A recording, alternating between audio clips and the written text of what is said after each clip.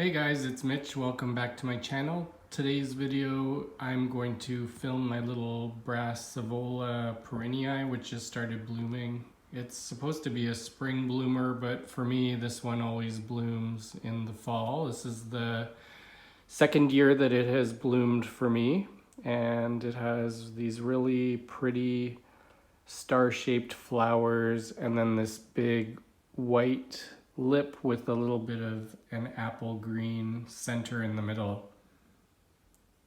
It's a very easy orchid to grow. I grow it completely under my lights. It grows quite close to them. So when I bought it, you can see it had these longer growths, but because I grow it so bright, they've shortened down. So it's kind of like short. I've seen pictures of this where the whole plant is pendulous, where these long growths just like flop over. So I kind of like the way mine is growing better right now. Maybe as it gets bigger, I might like it as it flops over, but we'll see. These flowers are very pretty, and at night they have a really sweet smell that fills up my little grow room. So even if I walk by another room, I can smell this plant. It's quite pretty, very strong fragrance at night. This is a species. It grows in South America. It's closely related to Brassavola nodosa and some of the other hybrids that I filmed, like the yellowbird and golden peacock videos. If you look at those have been hybridized with close members of this species. It's quite pretty. It likes bright light. You can see it.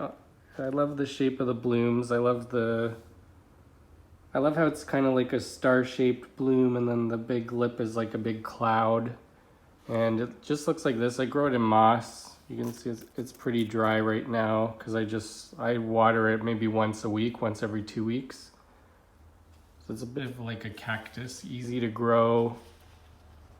I see these online all the time, and I always wondered why they're so expensive, and I think they're so expensive just because they're very small plants, as you can see, and it takes, I guess, to get a really big plant takes a long time. So I bought this one a few years ago, and it had just 2 growths, and now it's up to, I think we're at like 6 or 7, and I'm hoping that it shoots out more multiple growths each year as it gets larger. But you know, I've had this for 3 years and it's still like quite small. It's like this very small plant, so hard to focus here, but anyway, it's worth it. I keep it because it's just so easy. This is one that I can forget about and water infrequently. It can take a lot of light and hot temperatures, but it can also take very cool temperatures. The grow room where I grow it can go down to, 5 or 7 degrees in the winter time if it's really cold. And I just keep this plant a little bit drier, and it doesn't seem to mind. And the smell is worth it as well. So as this is only the second time blooming, I've seen a lot of the pictures that it has way more than 2 flowers, so I'm not really sure if that's something that I'm doing wrong yet. I wonder if maybe it's getting a little bit too much light, or maybe it's a little bit too dry, and so it only shoots out a couple blooms, because last time it only shot out 2 blooms as well. But anyway, I'll play around with it and see if I can get it to bloom with more flowers in the oncoming years. So yeah, that's it for this video. Thanks very much for watching. Again, that's Brassavola perrinii. Very easy to grow little orchid plant. Thanks again for watching, and I'll see you soon. Bye.